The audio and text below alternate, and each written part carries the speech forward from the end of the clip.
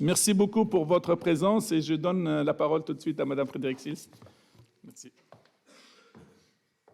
Merci beaucoup Zuber, je suis ravie d'être là. C'est pas la première fois que vous m'invitez en fait en différents éléments de ma vie professionnelle. La première fois que je suis venue vous rencontrer, c'était quand je travaillais dans une entreprise de construction bois qui était industrialisée. Et je vais vous raconter le chemin qu'on a parcouru pour arriver là. Alors évidemment, entre-temps, j'ai changé de crèmerie, comme dirait l'autre, et je travaille aujourd'hui dans un accélérateur de la transition écologique en Hauts-de-France, qui est spécialisé sur la question du bâtiment durable et des énergies renouvelables et de l'économie circulaire. Et je me suis amusée à regarder ce qui était noté sur LinkedIn quand vous avez lancé en fait votre invitation en fait à ce fameux colloque. Et ce qu'on y voyait, c'était effectivement, j'espère qu'il y aura en fait des choses sur la transition écologique. Alors, je ne suis pas en fait la caution transition écologique certainement du jour, mais en tout cas, je vais m'attacher à vous dire comment en fait nous on travaille cette question-là en fait régionalement, parce qu'il nous semble qu'il est tout à fait possible de mêler en fait le lean. D'ailleurs, le lean, ça s'appelle s'amaigrir. Alors, à s'amaigrir, c'est quand même quelque part un peu travailler en fait la question de la sobriété, mais pas que. Vous verrez en fait qu'on veut faire autrement. Parce que toute la question en fait de ce qu'on fait dans le lean, c'est aussi tous les processus qu'on va mettre en place en amont, en aval. Il n'y a pas que ça. Vous savez qu'aujourd'hui, en fait, quand on va travailler sur les produits, c'est les gaz à effet de serre qui vont être évalués, en fait. Donc forcément, en fait, il y a le processus interne de l'entreprise, mais il y a toutes les externalités en fait sur lesquelles il faut travailler. Voilà, donc je me permettrai effectivement de revenir sur ce sujet-là. Alors moi, je ne vais pas vous parler beaucoup du lean. Vous allez peut-être être déçus. Je l'ai dit en fait à Zuber. Je dis moi, je suis venue de parler de hors-site rénovation. Parce que, en fait, la question du hors-site, c'est évidemment toujours un vrai sujet, en fait, dans la rénovation. Et nous, en fait, alors tout à l'heure, j'ai lu qu'il y avait des influenceurs, en fait, du lean. Moi, je me sens, en fait, comme une influenceuse, mais alors vraiment en tout bien, tout honneur, hein, pas de celles qui se mettent du maquillage, mais celles, effectivement, qui vont dans la promotion de cette dimension et puis qui veulent développer le business. Parce qu'il n'y a pas une chose dans la vie en fait qui fonctionne autrement, c'est que tant qu'on n'arrive pas à avoir des gens qui passent des commandes, en fait, la question en fait de travailler sur ces sujets-là ne fonctionne pas. Donc nous, on est là en fait pour aller chercher en fait les collectivités qui doivent mettre en place ce genre de choses, les établissements publics, les bailleurs, les promoteurs, la maîtrise d'ouvrage de façon générale sur ces sujets et à faire des liens avec les acteurs sur ces sujets. Voilà, donc je me permets, voilà, dans ce qu'on fait au CD2E, il y a toute une partie qui consiste en ça et c'est ce qui nous permet certainement d'être efficace sur le sujet.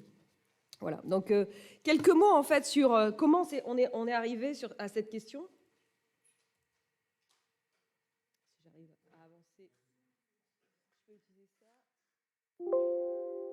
Voilà. Alors, il y a une ambition dans ce territoire qui est portée par la région Hauts-de-France et par l'ADEME, mais très fortement par la région Hauts-de-France, d'aller vers un modèle de transition pour répondre aux enjeux énergétiques, économiques et sociaux sur ce sujet. Alors, vous savez qu'il y a eu un master plan en fait, dans la région porté par Jérémy Rifkin qui s'appelle la 3e révolution industrielle pour qu'on travaille sur un tournant. En fait, alors, je ne vais pas rentrer dans les sujets, mais vous avez bien compris que l'idée, c'était d'arriver à la fois en fait, massifier la rénovation dans notre sujet. Et puis, en fait, on a des politiques régionales, Frédéric Motte avec un C, puisque c'est un garçon, qui rêve d'une solution décarbonée pour notre territoire et qui nous a mis en main sur le sujet du bâtiment. Alors, qu'est-ce qu'on a décidé de travailler dans ces dimensions-là? C'est d'accompagner les acteurs en faveur de la performance des bâtiments. C'est de développer des énergies renouvelables qui sont intégrées au bâti. C'est de développer une nouvelle filière pour la rénovation hors site. Alors le hors-site, il y a plusieurs, je vais venir après en fait sur sa définition parce que vous le savez en fait quand vous entendez hors-site, vous entendez de manière générale en fait plutôt en fait des modules, d'accord? Des modules préconstruits en fait dans des usines en fait sur lesquels on est. Nous, on en a un peu changé l'acception en fait en région Hauts-de-France pour aller vers des modules mais pas que, vous verrez. Alors, en quoi ça consiste ce travail d'accompagnement? C'est d'accompagner les acteurs sur la mise en place d'outils d'accompagnement de la démarche. C'est de soutenir des démonstrateurs projets. C'est d'animer des réseaux de maîtrise d'ouvrage, parce que vous l'avez compris, il faut que les acteurs montent en compétences pour être en capacité de passer des commandes. Vous savez que quand on n'a pas la connaissance, en fait, on ne va pas vers des nouveaux produits. Et il ne suffit pas de faire une présentation, en fait, pour qu'à un moment donné, les acteurs se disent, tiens, je vais faire en fait de la rénovation hors site ou je vais travailler sur le hors site parce que il y a une certaine complexité qui est dans le processus, une complexité qui est dans la commande, comment j'établis ma commande, une complexité qui est dans l'appel d'offres si on est des acteurs publics, parce que écrire des appels d'offres dans lesquels on intègre ces dimensions-là, il faut évidemment en fait en avoir la compétence. Donc effectivement, on travaille aussi les filières des écomatériaux parce qu'évidemment, si on fait en fait le monde d'aujourd'hui avec les matériaux d'hier, on est dans une autre époque. Et puis travailler le lean, c'est travailler le lean des matériaux sur le territoire. Ici, aujourd'hui, dans ce territoire, vous avez de nombreux matériaux qui répondent à ces enjeux. Si je veux parler du lin, 3/5 du lin mondial est produit en fait entre la région Hauts-de-France, la Normandie, la région Hauts-de-France et Amsterdam. C'est un matériau extrêmement important en fait dans l'isolation en fait des bâtiments qui peut être utilisé et il va permettre non seulement en fait le confort d'hiver, ce qui est classique, mais surtout le confort d'été. Un matériau respirant qui va emmagasiner et libérer de la fraîcheur en fait pendant la nuit. L'adaptation au changement climatique, elle doit être travaillée en même temps que la rénovation. C'est maintenant que ça se joue. On est dans la massification, vous le savez. Les bailleurs sociaux sont en train de rénover un parc extrêmement important pour sortir les F et G, les étiquettes F et G de ce dispositif. Eh bien, effectivement, si on veut y travailler, c'est maintenant que ça se joue, c'est pas demain. Et puis, aujourd'hui, moi, je suis à Norbat. Il y a un salon du bâtiment qui a lieu en ce moment. Eh bien, au salon Norbat, on vient de faire le premier bilan de la première année, en fait, d'un pacte bois biosourcé qu'on a monté sur le territoire pour travailler, en fait, sur la rénovation avec ces produits. On a en fait mobilisé 28 acteurs, 21 bailleurs, des collectivités, des promoteurs sur ce sujet. Vous savez combien en fait on a mobilisé pour la première année? On en a mobilisé aujourd'hui plus de 150 000 mètres carrés en fait sur ce sujet. Plus de 150 000 mètres carrés parce qu'on n'a pas encore tous les chiffres stabilisés. Et on avait promis 550 000 mètres carrés en fait sur les 5 ans. On sera au-delà.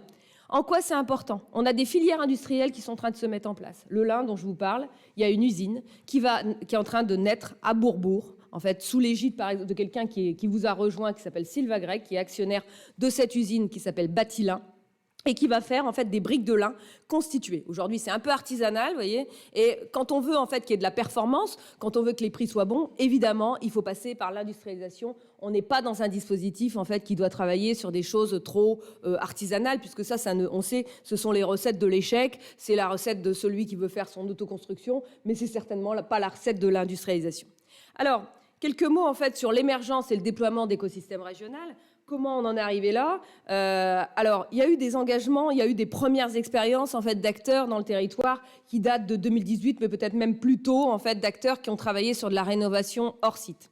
Ensuite, il y a eu des engagements de différents pôles de compétitivité et de pôles d'excellence comme le CD2E et de l'Union régionale de l'habitat Hauts-de-France, les bailleurs, pour la montée en compétences au soutien des acteurs, avec un club bailleurs et entreprises qu'on a accompagné. Ensuite, il y a eu des expérimentations de maîtres d'ouvrage. Alors, ils ont essayé eux-mêmes, ensemble, en fait, notamment en fait, les bailleurs sociaux, de travailler ça tous ensemble. C'est compliqué parce qu'il y a des logiques territoriales, il y a des logiques de ligne, il y a des logiques de travail plus collectif qu'il fallait mener. Et ils ont abandonné cette démarche en fait en fin 2022 parce qu'ils n'arrivaient pas en fait à passer des seuils. En tout cas, ils n'arrivaient pas à embarquer la dynamique. En tout cas, moi j'ai une idée de la façon dont ça a échoué. Je suis pas là pour le commenter, mais en tout cas, ça s'est pas passé comme on le souhaitait. Et puis effectivement, il y a l'idée politique, mais elle n'est pas que politique. Il faut l'entendre parce que effectivement, vous l'avez compris, moi je suis un acteur du monde de l'entreprise. Je suis arrivée en fait dans ce cluster pour pas travailler la dimension massification. Et j'ai bien repéré, en fait, puisque moi j'ai fait de la rénovation hors site, quels en étaient en fait les problèmes dans sa mise en œuvre.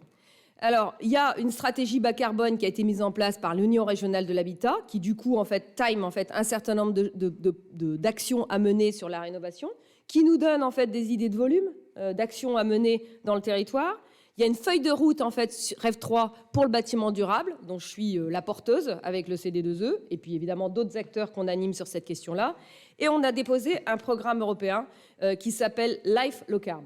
Life Low Carb, en fait, c'est un réseau d'acteurs qui va travailler en fait à la fois sur la recherche et l'innovation, le dimensionnement des filières, avec un réseau d'acteurs qui sont ceux que je vous ai déjà cités, les bailleurs, les promoteurs, aussi toutes les collectivités, facilitateurs en fait pour les dynamiques, les entreprises qui évidemment apportent des solutions en fait dans cette démarche, les collectivités qui sont des acteurs forts aussi parce qu'ils ont une capacité avec nos impôts à faire de la commande publique. On espère qu'elle peut être plus vertueuse en fait sur ces sujets. Et puis évidemment, il faut former les acteurs qui passent les commandes. Il faut aussi former les entreprises qui sont pas forcément prêtes toutes en fait à travailler dans ces dynamiques-là. On parle par exemple sur la pose en fait, des matériaux isolants, mais pas que en fait. Je discutais avec justement une entreprise qui a été citée. Eh bien, toute la difficulté, c'est même d'ailleurs sur le chiffrage. Comment on chiffre tout ça en fait? Parce que vous allez voir qu'aujourd'hui, on n'en est plus à faire de la préfabrication, on en est évidemment à la question de l'industrialisation. L'industrialisation n'a rien à voir avec la préfabrication. C'est ce qu'on a fait. On a fait de l'artisanat dans des entreprises industrielles. Et effectivement, aujourd'hui, on doit passer à un autre cap pour aller vers une autre dynamique. Voilà, donc aujourd'hui, il y a des instances, etc. Je vous passe le détail. On a fait les premières rencontres hors site en 2022. Et puis, effectivement, on a aujourd'hui mobilisé des réseaux d'acteurs sur nos sujets. Alors, c'est quoi le potentiel en Île-de-France? C'est 16 600 bâtiments scolaires qui sont en étiquette E, F et G. C'est 150 000 logements sociaux E, F et G à rénover d'ici 2034. Tout ça, c'est concret, hein, et c'est des gens avec qui on travaille. Hein, je me permets de le dire, c'est pas juste l'expectative en fait dans lequel voilà le potentiel, etc. Alors on sait toujours que le potentiel n'est pas le marché, mais il n'empêche qu'il y a du travail. C'est 30% environ des bâtiments qui sont rénovables en fait en hors site avec des méthodes hors site sur lesquelles effectivement on a la capacité à aller travailler. Donc vous voyez que dans tout ce qu'on vient de se dire, il y a quand même un beau marché en fait sur lequel on peut aller. Et puis, c'est 20% de bâtiments construits hors site d'ici 2030. Ça, c'est une prédiction. Alors, j'ai envie de dire, c'est plutôt une analyse de McKinsey, en fait, sur ces sujets-là. Voilà, donc là, vous avez déjà des exemples de choses qui se sont faites, hein, parce qu'on est en train de se dire qu'on travaille sur REV 3. REV 3, c'est la troisième révolution industrielle, mais on ne rêve pas. Le monde d'aujourd'hui, il est déjà existant. La question, c'est comment on le massifie et comment on permet, au travers de la massification, de faire baisser les coûts des rénovations ambitieuses comme le hors site.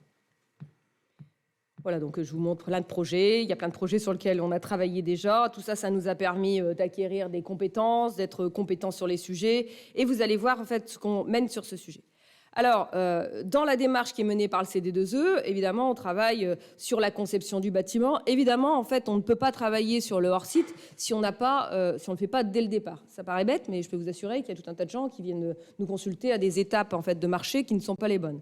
C'est évidemment la conception des composants en usine. Comment, en fait, on va d'abord sourcer ces composants, avoir le maximum d'acteurs qui travaillent sur ces solutions hors site. Et on fait un travail, il y a Doris Rémy qui est là-haut, en fait, ma collaboratrice qui pilote ce dispositif au CD2E, qui fait tout un travail de sourcing sur ces sujets. Après, c'est évidemment le transport et la logistique. Je pense que vous allez beaucoup en parler aujourd'hui, donc je ne vais pas avancer sur ça. Le chantier qui est évidemment la zone de coût, la zone où on perd de l'argent, la zone qui fonctionne le moins bien en général dans la construction parce que on crée une entreprise à chaque fois, en fait. Hein, même si on fait du lean, je peux vous assurer que moi qui ai été constructeur, qui était constructeur bois, qui préfabriquait, hein, je n'ose plus dire industrialisé parce que c'est faux, qui préfabriquait, j'avais fait du lean et je voyais bien combien tous les autres essayaient de me désorganiser sur le chantier par rapport à tout ce qui était prévu parce qu'ils n'étaient pas lean. Voilà, donc c'est aussi tout l'enjeu, c'est qu'on ne peut pas faire du lean tout seul. Parce que quand on est un lot qui fait du lean, les autres qui n'en font pas, bah, effectivement, ils sont dans une posture à votre égard qui est de dire elle veut prioriser, etc. Mais moi, je fais ce que je veux. Et puis, on cherche des coupables, en fait, sur la façon dont on n'a pas fait les choses. La construction, c'est aussi ça. Il ne faut pas s'entendre sur un monde meilleur. Il faut s'entendre sur le monde réel, en fait, dans lequel on est. Et donc, effectivement, c'est que par la formation et l'accompagnement des dynamiques qu'on peut y arriver. Alors, les enjeux, en fait... Vous les connaissez dans la construction hors site, c'est une sécurité accrue, c'est un minimum de perturbations sur les sites, c'est la qualité qui est améliorée, parce qu'évidemment, on fiabilise en fait le produit qui est réalisé, c'est la flexibilité de la conception, c'est de la conformité réglementaire, c'est aussi de la transformation des bâtiments existants, on n'est pas obligé de tout déconstruire. C'est de la durabilité, de l'efficacité énergétique. Vous allez voir comment on travaille sur cette question-là. C'est de la recherche d'économie par des groupements. Et puis évidemment, c'est du gain de temps, évidemment, derrière. On peut même travailler sur des sites occupés. Et effectivement, ça, c'est très important parce que vu les masses en fait, d'actions qu'on a réalisées, on ne fera pas d'opération tiroir en fait, où on va déplacer notamment les habitants. Il faut pouvoir travailler sur des sites occupés. Alors, qu'est-ce qu'on entend par le hors-site en Hauts-de-France? Je suis désolée, nous, on a fait une nouvelle acception du hors-site. Moi, c'est vrai que c'était le module. Celui que vous connaissez bien, c'est celui qui est à votre droite, c'est le bâtiment modulaire avec des façades préfabriquées, avec des balcons préfabriqués. Ça, c'est l'acception à peu près classique, en fait, du hors-site. Mais évidemment, nous, on y met, en fait, d'autres choses. La construction 2D, notamment avec le mur, les dalles et les panneaux, avec la dimension de la rénovation qui est très importante. Et vous savez que ce marché-là, il est en plein développement. Vous avez entendu certainement parler de la ZAN. qui effectivement fait que la ville de demain est déjà construite, donc il faut la rénover ou la reconstruire sur elle-même. Forcément, en fait, la situation en fait, de la construction 2D et du 3D sont des bonnes solutions. Le pod, avec des salles de bain préfabriquées, des cuisines préfabriquées qui permettent d'avancer plus vite, notamment dans des rénovations. C'est aussi en fait des modules 3D qui sont impliqués complètement, qui permettent d'intégrer des pods qui sont dans la démarche. Voilà en fait ce dont je vous parle depuis tout à l'heure sur le hors-site. J'aurais pu le mettre au début, mais j'ai fait un peu de teasing. Forcément, vous avez compris, les influenceurs font ça très bien. Alors, dans le bâtiment durable, qu'est-ce qu'on fait? C'est de l'efficacité énergétique du bâtiment. Et on ne le fait pas tout seul, parce que vous le savez, en fait, dans des dynamiques comme celle-là, il faut faire changer les choses, et puis il y a déjà des acteurs existants. Si vous faites semblant de pouvoir le faire, j'ai envie de vous dire qu'on pourrait certainement le faire tout seul, en fait, avec les compétences qui sont présentes au CD2E, qui sont des gens techniques, en fait, dans mes équipes. On serait capable de faire tout ça. Mais il y a déjà des gens qui sont positionnés dans les territoires pour travailler sur ces sujets, et s'associer à eux est certainement la chose la plus importante. Ils sont plus nombreux.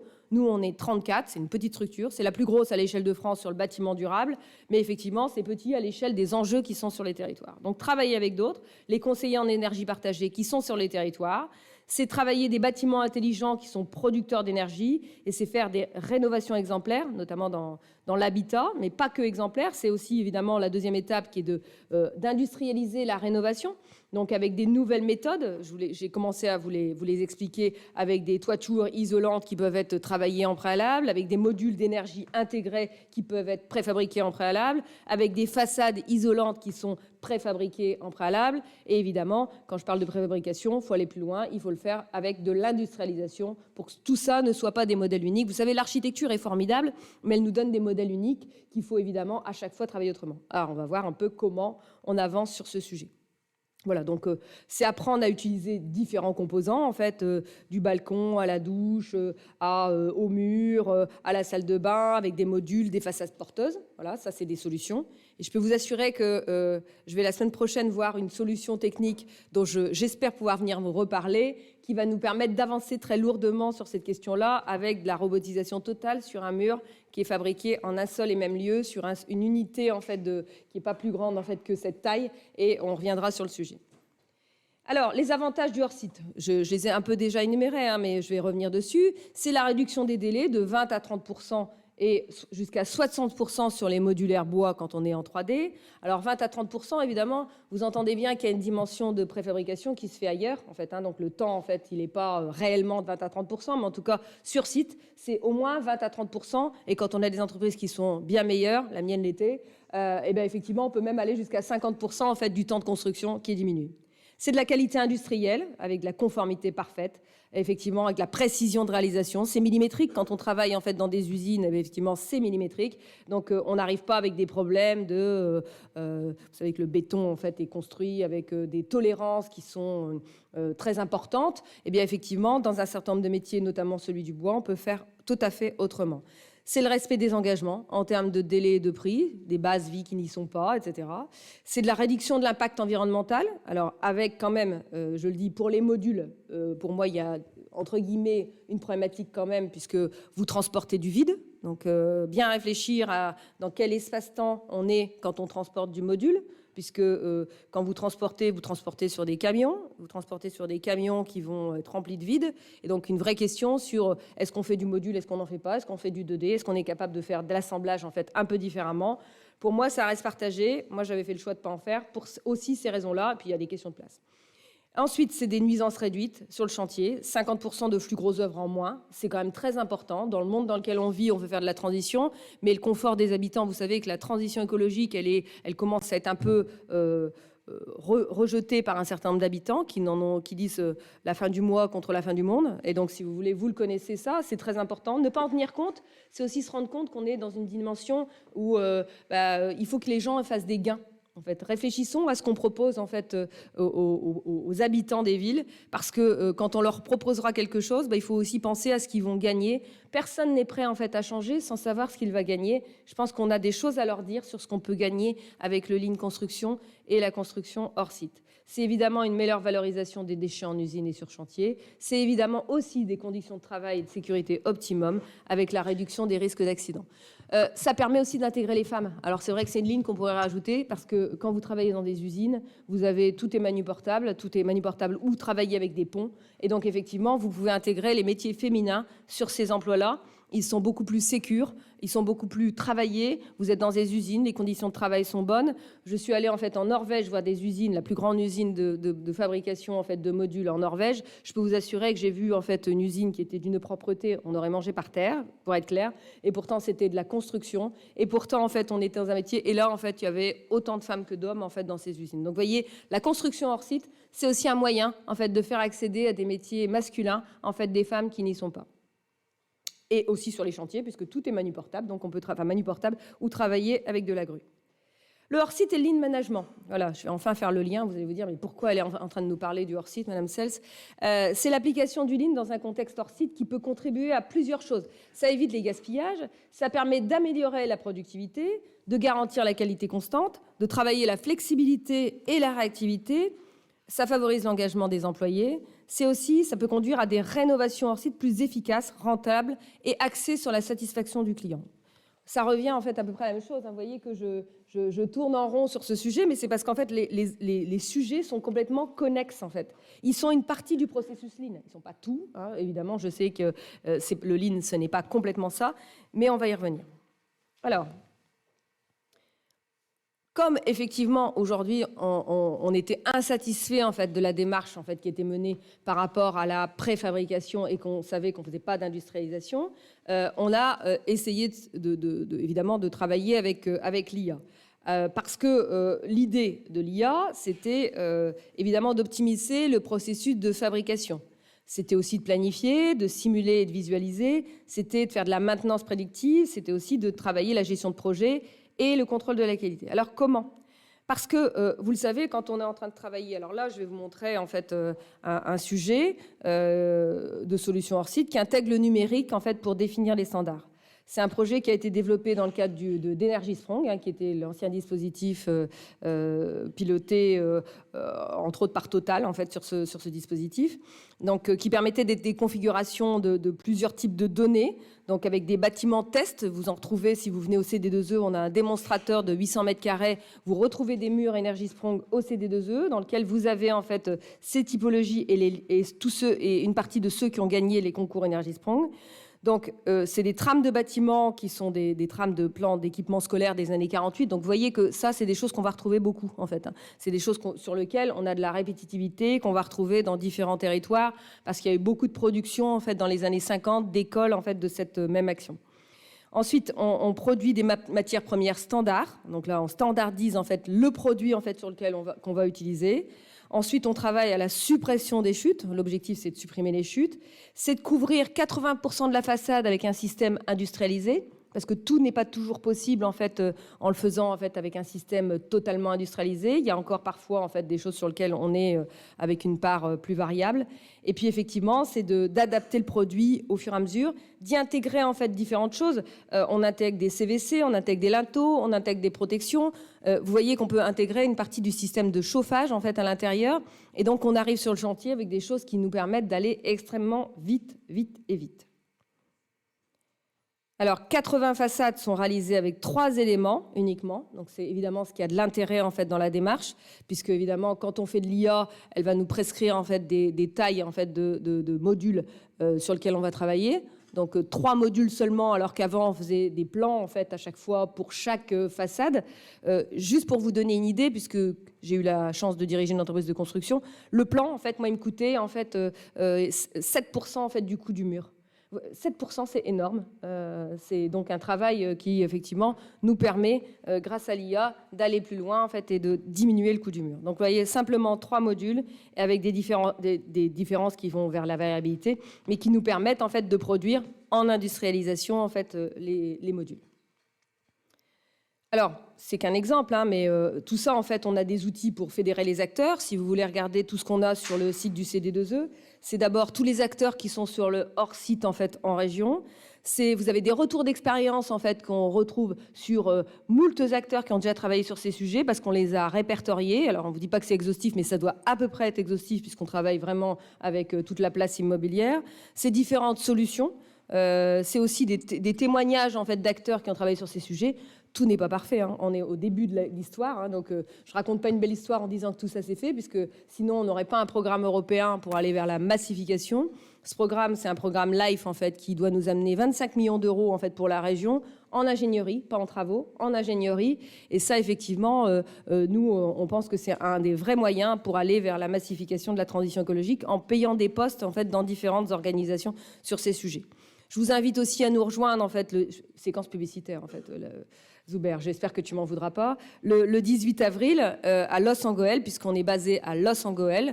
Alors vous allez dire, mais qu'est-ce qu'ils font perdu là-bas, en fait, au milieu, en fait, on est sur un terri, non, on n'est pas sur un terri, on est sur une base minière, et on a fait passer, en fait, du noir au vert ce terri en travaillant la transition écologique. S'il y a des acteurs régionaux, ils doivent connaître malgré tout ce lieu, puisque c'est le maire de cette ville qui, à un moment donné, a été vice-président de la région et qui a un démonstrateur aujourd'hui de l'ADEME complet, la ville plus, en fait, les acteurs qui y travaillent. Nous, on est une structure régionale qui a été créée à cette époque-là, et on accompagne la dynamique. Donc le 18 avril, vous aurez l'occasion de voir des choses. On fait d'ici la fin de l'année des groupes de travail. On fait un voyage d'études en fait sur le sud du département de la région. On fait des groupes de travail. On fait un voyage d'études en Europe hein, et on fait un voyage d'études aussi en France en fait cette année. Voilà, donc le voyage d'études, il a pour objet en fait d'aller regarder des solutions, de voir des acteurs, de voir des entreprises, d'acculturer, écouter, voir, comprendre, fait partie du processus en fait de l'apprentissage des acteurs. Et donc c'est aussi là-dessus qu'on y travaille. Je suis trop longue ? Ça va ? Alors, quelques éléments, en fait, c'est pas la pub du CD2E, mais je vous montre tout ce qui concourt, notamment dans la question de l'influence. On organise chaque année, en fait, des trophées, maintenant ce sera la 3e fois, le trophée Rêve 3 du bâtiment durable. Ce sont des trophées qui nous permettent de mettre en exergue un certain nombre d'acteurs qui ont fait ce genre de choses, ça, et d'autres actions, en fait, sur l'économie circulaire, notamment, et les énergies renouvelables. Et donc, il y a un intérêt à participer à ce genre de choses si vous connaissez des choses exemplaires, parce que nous, ce qu'on montre, en fait, c'est que tout ça est possible. Tout ça est possible à des coûts, en fait, qui existent. Vous savez, vous entendez souvent, en fait, parler de dispositifs de l'État qui financent ci, qui financent ça. Ces dispositifs sont totalement inexploités, peu utilisés. Tous les acteurs avec qui on travaille, en fait, viennent nous expliquer que le Fonds de transition juste, que la Banque des territoires ne cherche que des projets à financer. Et donc, aujourd'hui, le travail qu'on mène doit permettre, tous les gens qu'on montre dans ces opérations-là, c'est assez drôle de dire, moi, j'ai bénéficié de ça, ça et ça. Et parce qu'en fait, il y a des acteurs qui les ont routés. Nous, on sait faire ça. On sait faire de l'ingénierie financière en fait, d'État, régions, etc. Et c'est très important parce qu'évidemment, l'argent magique n'existe pas. Il est déjà dans les tuyaux, en fait, donc il faut aller le chercher. Au moins, celui-là, il est aujourd'hui dans les tuyaux, donc il faut vraiment aller le chercher. Et les trophées Rêve 3, vous retrouvez en fait ces trophées sur notre site internet. Vous avez des vidéos de tous ceux qui ont gagné en fait dans les 2 dernières années. Donc, je vous invite à les regarder. Voilà, donc je viens d'en parler. Il y a plein de belles opérations, donc vous voyez que c'est pas des petits projets. Hein. Enfin, je me permets de dire, hein, par exemple, quand vous voyez L'Oréal à Caudry, on n'est pas en train de parler en fait du gars qui fait son autoconstruction. Hein. Je le dis maintenant, en fait, on est passé en fait à l'ère en fait très importante de l'activité. Moi, j'ai construit des bâtiments pas très loin d'ici à la Haute-Borne qui font 15 000 m² en structure bois industrialisée.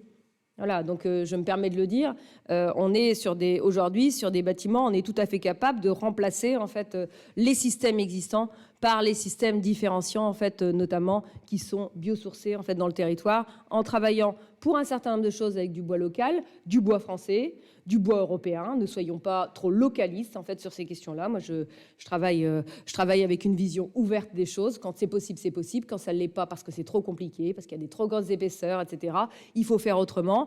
On ne travaille pas qu'avec du bois. Je me permets de le dire aussi, parce qu'en fait, on a aussi des solutions. On travaille avec des acteurs. J'ai promis à la région de ne pas être trop monolithique sur le sujet. Donc, on ne travaille pas qu'avec du bois. Il y a d'autres types de solutions qui sont développées en fait, sur les actions que nous menons. On travaille aussi avec les produits biosourcés en termes d'isolant. J'ai parlé du lin, mais j'aurais pu vous parler du chanvre. Je pourrais vous parler, en fait, hier, j'ai vu un nouveau produit qui est sorti chez Soprema, en fait. Alors, je dis Soprema, excusez-moi, je fais une publicité, mais ils ont gagné un prix au salon, en fait, avec des glacines qui sont recyclées. Donc, il y a plein de nouveaux produits qui sortent et qui nous permettent aujourd'hui, en fait, d'agir, en fait, sur le territoire en étant, en fait, dans des questions de bâtiments durables. Voilà. Merci beaucoup. Merci.